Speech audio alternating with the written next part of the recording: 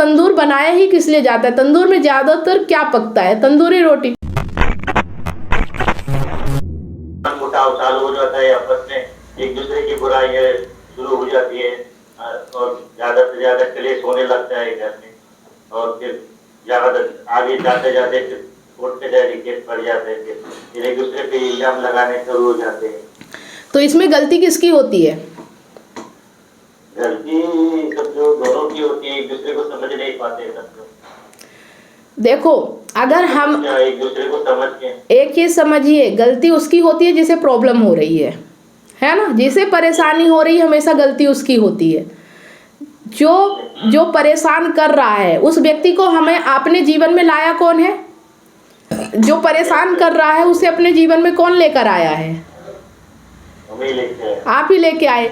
तो आप कैसे व्यक्ति को लेके आओगे? आप जैसे हो वैसे ही लेके आओगे ना, तो फिर आप भी वैसे ही हो। तो आप अपने आप को सुधारोगे तो आपके रिश्ते सही होंगे, ठीक है?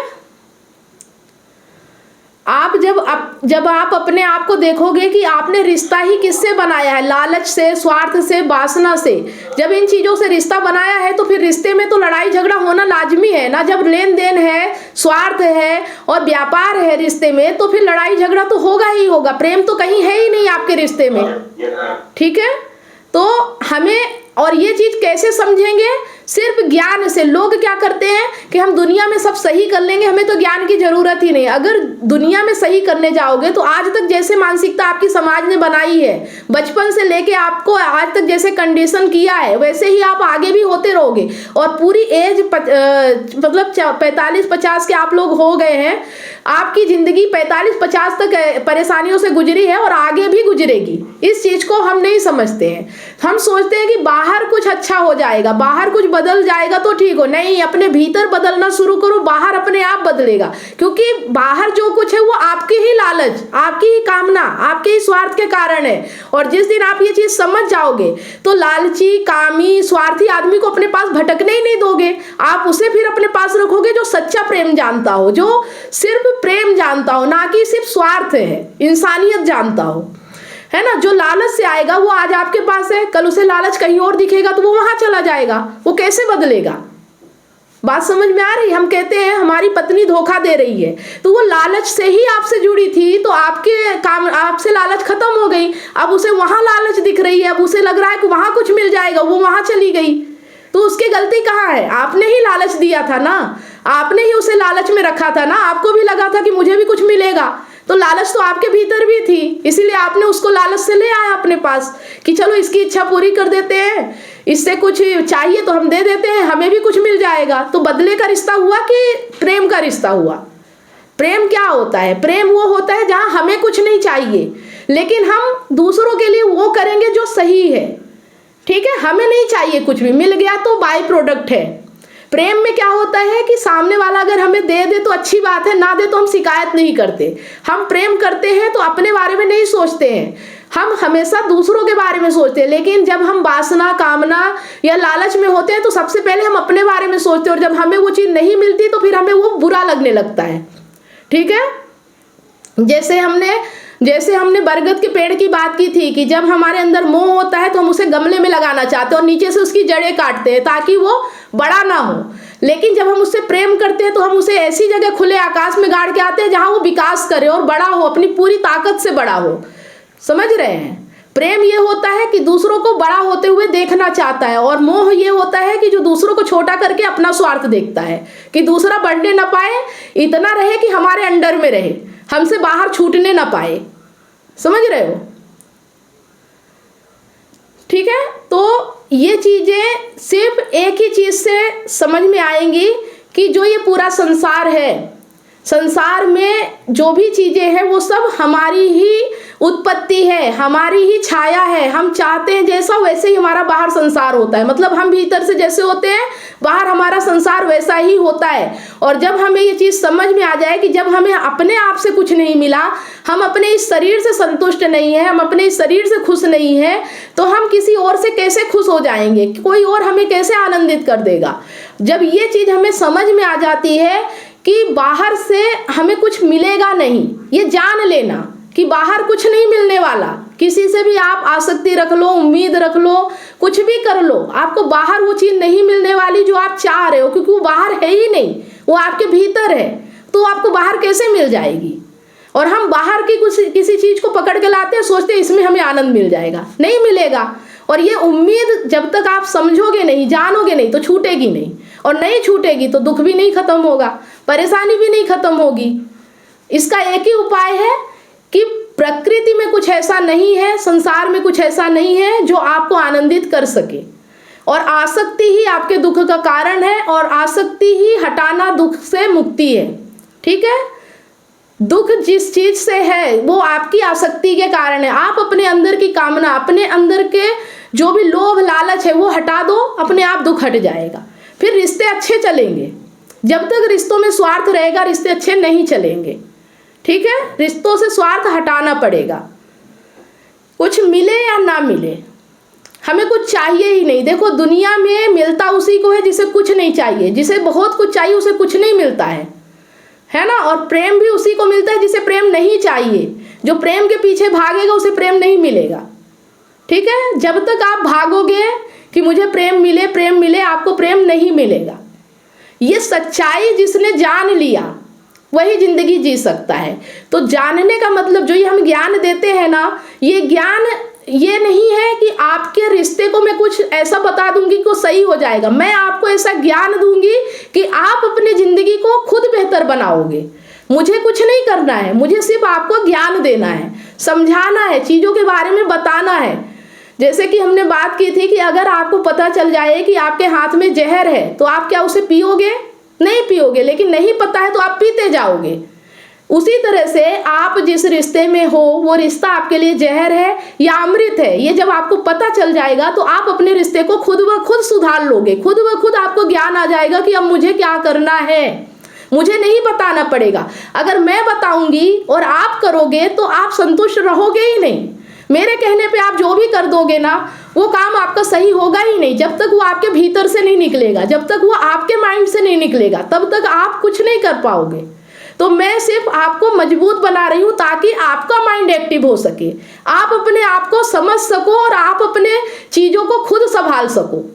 मैं हर जगह आपको बचाने नहीं आऊँगी, मैं हर चीज़ में आपको बताने नहीं आऊँगी कि आपको कैसे खाना खाना है, कैसे सोना है, कैसे घूमना है, कैसे सामान खरीदना है, ये सब मैं नहीं बताऊँगी। ये सब आपको डिसाइड करना है कि आपके लिए क्या सही है, क्या गलत है, कौन सा रिश्ता आपको चलाना है, कौन सा नहीं चलाना है, ये सब आपको डिसाइड करना है।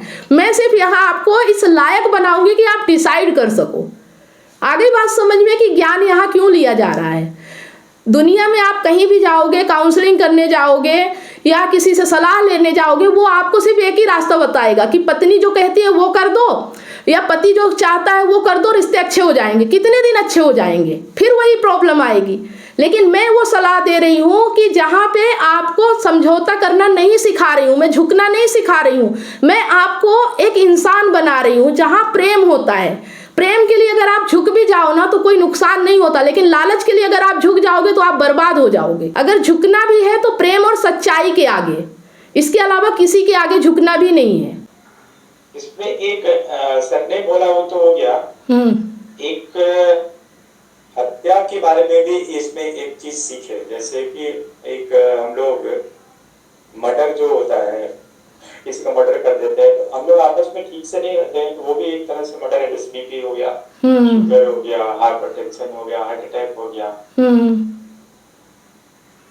तो वो भी एक मर्डर जैसा है। तो अगर आप टॉक्सिक रिलेशनशिप में रहोगे, गलत रिश्ते में रहोगे तो बीमारियां होगी ही होगी, आप स्वस्थ रह ही नहीं सकते। ठीक है, मतलब आपके घर में दिन भर कलह क्लेश हो रहा है, आप शक कर रहे हो, आप अंदर ही अंदर घुट रहे हो, तो बीमारी तो होगी ना। आदमी स्वस्थ तभी रह सकता है जब वो प्रसन्न रहे, आनंदित रहे, मस्त रहे। अगर आप भीतर से टेंशन ले रहे हो, चिंता कर रहे हो, दिन भर किसी के पीछे पड़े हुए हो, पागल हुए जा रहे हो, तो बीमारी नहीं होगी तो क्या होगी, है ना। तो दवाई एक ही है, उस टॉक्सिक रिलेशनशिप को अपनी ज़िंदगी से बाहर करो।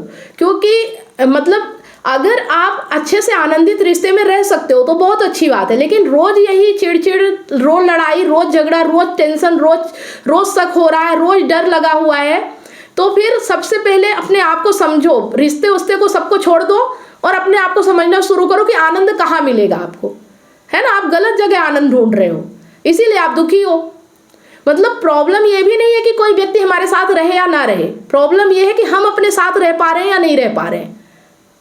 ठीक है, हमें अपने आप को समझना होगा और अपने आप को गीता में हम समझते हैं आत्मज्ञान क्या है, अहम क्या है और दुख क्या है, परेशानी क्या है, कामना क्या है, ये सब चीजें हम काय में समझते हैं, गीता में, है ना। ये संबंध तो बाहरी बात है, ये बुक जो है ना ये बाहरी बात है, भीतर से जब तक समझ में ना आए। तो अभी आप लोगों को बाहर का इसलिए समझा रहे ताकि आप भीतर तक चले जाओ। जब आप बाहर की चीजों को छोड़ोगे तभी तो भीतर घुस पाओगे ना।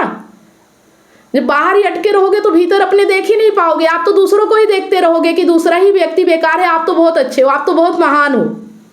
आ रहा बात समझ में, है ना। जिसको भी प्रॉब्लम है, जिसको भी परेशानी है, जो भी दर्द में है, जो भी दुखी है और जो भी घुट रहा है, तो दवाई उसको अपने ऊपर करना है, ना कि दूसरे के ऊपर। ये चीज आप ठान लीजिए, आपको किसी और के ऊपर दवाई नहीं करना है। दवाई मरीज के ऊपर, मरीज आप हो, वो व्यक्ति नहीं है जो आपको दुख दे रहा। आप दुखी हो रहे हो इसलिए मरीज आप हो, है ना। उसके कारण आप दुखी हो रहे हो क्योंकि कारण आपने उससे जोड़ रखा है। अगर यही काम आपकी पत्नी ना करे, आपकी पड़ोसन करे, तो क्या आपको दुख लगेगा?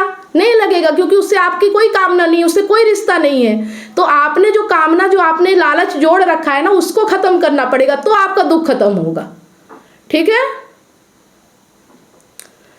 एक और कुछ रूल ऑफ थंब का बोल रहे थे, वो सेम है या कुछ अलग है? रूल ऑफ थंब सब है। रूल ऑफ थंब मतलब ये नियम है कि अगर आप जानवर को मार के काट रहे हो तो आप इंसान को भी मार सकते हो, क्योंकि आप क्रूर हो, आपके अंदर इंसानियत नहीं है। समझ रहे हो। एक सच्चा आदमी जिसके अंदर इंसानियत है, जो प्रेम को समझता है, वो कभी किसी जानवर को मार के नहीं खा सकता। तो जो जानवर को मार के खा रहा है भोजन के नाम पे, वो क्रूर इंसान है। वो जैसा कर्म करेगा तो वो क्रूरता तो हर जगह दिखेगी ना, वो सिर्फ वहीं बस थोड़ी दिखेगी। ठीक है ना। किसी भी व्यक्ति या किसी भी जानवर को काट के खाना मतलब उसकी जान लेना ही तो हो गया ना, है ना। तो जो मांसाहारी होते हैं वो भी क्रूर होते हैं, ये भी आप समझ लो। जो मांस खाते हैं ना वो भी क्रूरता से भरे होते हैं, और इसीलिए बोला जाता है कि मांसाहारी नहीं होना चाहिए, है ना। सही बात, बिल्कुल सही बात। ठीक है। आंशिक भोजन या कुछ होता है? हाँ, आंशिक भोजन, क्योंकि आपके अंदर करुणा नहीं है, आपके अंदर दया नहीं है, तभी तो आप एक जानवर को खा सकते हो ना। अगर करुणा दया होगी तो आप जानवर को खा ही नहीं पाओगे, है ना। और जब करुणा दया नहीं है तो वो किसी व्यक्ति के लिए कैसी हो जाएगी, उसके लिए भी तो हिंसक ही रहोगे ना, जब आपके भीतर ही करुणा दया नहीं है। SMS और MMS का वो न्यू ब्रीड वो सार्वजनिक करते हैं, ऐसा करके एक टॉपिक बताए थे। वो उसमें ये था कि जब आप किसी से प्रेम करते हो, ठीक है, मतलब जो प्रेम आपने बना रखा है, होता तो वो अट्रैक्शन है। तो जब आप किसी से प्रेम करते हो तो आपको लगता है कि आप सब कुछ उसको दे दो, आप न्यूड भी हो जाते हो, आप उसके लिए फोटो भी दे देते हो, अपनी सब कुछ देते हो, तो वो SMS कहलाता है, वो मैसेज कहलाता है। लेकिन जैसे ही आपके बीच झगड़ा होता है वही MMS बन जाता है, वही फिर पोर्न पे जाके अपलोड हो जाता है, पोर्न साइट पे। बात समझ में आ रही है। आपसे बदला लेने के लिए, आपको परेशान करने के लिए, मतलब जो प्रेम में, जो अपने मतलब व्यक्तिगत समय में जो कि निजी होता है, वो चीजें आप दोनों के बीच रहनी चाहिए, उसे आप फिर पोर्न वेबसाइट पे डाउनलोड कर देते हो ताकि लोग तुम्हें देखें और तुम लज्जित हो, तुम्हारा बुरा हो, फिर ये सब होने लगता है। तो ये सब कब होता है? जब प्रेम नहीं होता, सिर्फ लालच, अट्रैक्शन होता है। और बहुत सी महिलाएं इन चीजों का शिकार हो चुकी है, जो समझती हैं कि वो किसी के पास जा रही है उन्हें प्रेम मिलेगा, पर वो प्रेम नहीं होता है। जब तक वो उसके हिसाब से चल रही तब तक ठीक है, और जहां उसने किसी बात को मना किया और उसके हिसाब से नहीं चली तो वही फिर वो दुश्मन बन जाती है उसकी। बात समझ में आ रहा है। और ज्यादातर पुरुष ही महिलाओं के साथ ऐसा करते हैं, महिलाएं पुरुष के साथ नहीं करती हैं, क्योंकि पुरुष ज्यादा जागरूक होते हैं, ज्यादा जानकार होते हैं, है ना। इसलिए महिलाएं फंस जाती हैं, पुरुष ज्यादा चालाकी दिखाते हैं फिर। और महिलाएं जो पत्नियां होती हैं वो फिर पुरुषों पे हावी हो जाती हैं, वो फिर एलुमनी लेंगी, मुझे 1 करोड़ चाहिए, मुझे 1.5 करोड़ चाहिए। वहां भी तो ब्लैकमेलिंग हो रही है ना, वहां भी तो ब्लैकमेलिंग हो रही है। वो तो प्रेम की बात हो गई, यहाँ भी ब्लैकमेलिंग हो रही है। तो हर जगह जहाँ भी लेन देन व्यापार जैसा रिश्ता होगा वहाँ पे यही हिंसा होगी, इसे कोई नहीं रोक सकता, ठीक है। तो इससे निकलने का एक ही रास्ता है, अपने आप को जान लेना कि हमने जिससे रिश्ता बनाया है किस तरह से बनाया है, क्या हमने प्रेम किया है या हमने कुछ स्वार्थ देखा है, हमने कोई लालच देखा है, कोई कामना देखा है, कोई खूबसूरती देखी है, उसका शरीर देखा है, किस कारण हमने उससे रिश्ता बनाया है। वो कारण समझोगे तो ऑटोमेटिक समझ जाओगे कि आपका रिश्ता सही क्यों नहीं चल रहा है, ठीक है। इतनी सारी काउंसलिंग करने के बाद मुझे रियलाइज हुआ कि लोग अपने रिलेशनशिप और लाइफ से कितने ज्यादा परेशान हैं। जबकि मैंने अपने YouTube चैनल और Facebook पेज पर हजारों वीडियो रिलेशनशिप से रिलेटिव फ्री में डाल रखी हैं, फिर भी लोग पर्सनल काउंसलिंग चाहते हैं। नमस्कार दोस्तों, मैं कमलेश सोनी एक रिलेशनशिप कोच हूँ। 2019 से लेकर आज तक हजारों लोगों को मैंने फोन पर मदद किया है, जो लोग अपने रिलेशनशिप प्रॉब्लम्स को लेकर मुझे कांटेक्ट करते हैं। अब मेरा ये मिशन है, जो लोग रिलेशनशिप प्रॉब्लम्स को लेकर हताश और निराश है, ऐसे लोगों की मैं मदद करूं, ताकि लोग अपने रिलेशनशिप को खुद ही ठीक कर सके और जीवन में हमेशा खुश रहे, ना कि निराशा की ओर आगे बढ़े। जिस तरह से आपको बीमारी ठीक करने के लिए एक्सपर्ट डॉक्टर की जरूरत होती है, वो चेकअप करके आपका इलाज करता है, उसी तरह से आपको एक काउंसलर की जरूरत पड़ती है आपकी एग्जैक्ट प्रॉब्लम को समझकर उसका सलूशन देने के लिए। तो आप दिए गए नंबर पर काउंसलिंग के लिए अपॉइंटमेंट बुक करा सकते हैं।